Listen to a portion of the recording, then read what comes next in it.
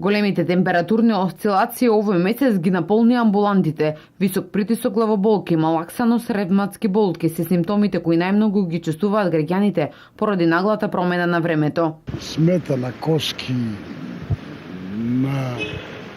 на глава, притисокот да не прави навек, притисок и без времето е проблем. Јас сум со срцето болен, највеќе, тоа ми смета че главоболки, срце.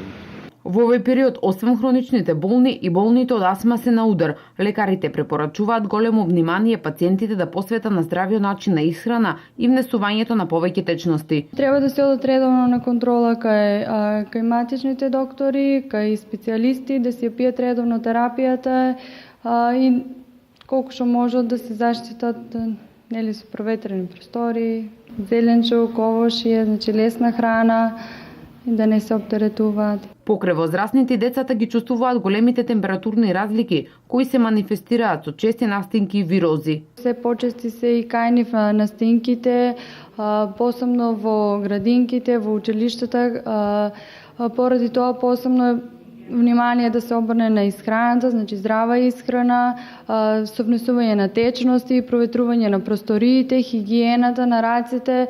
Од управата за хидрометеоролошки работи за наредните дена најавуваат пад на температурите и врнежи од дожд.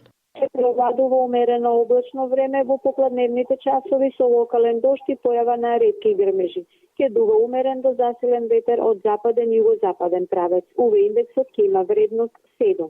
Утринските температури ќе се движат во интервалот од 6 до 13 степени, а дневната највисока температура на воздухот ќе биде пониска за неколку степени во однос на денеска и ќе биде во интервалот од 18 до 25 степени. И во среда, значи, ќе преовладува променливо облачно време со сончеви периоди, во попладневните часови ќе има услови за локален дожд. Стабилно и потопло време ќе има веќе од среда. Препораките од лекарите за земање на редовната терапија остануваат без разлика на временските промени.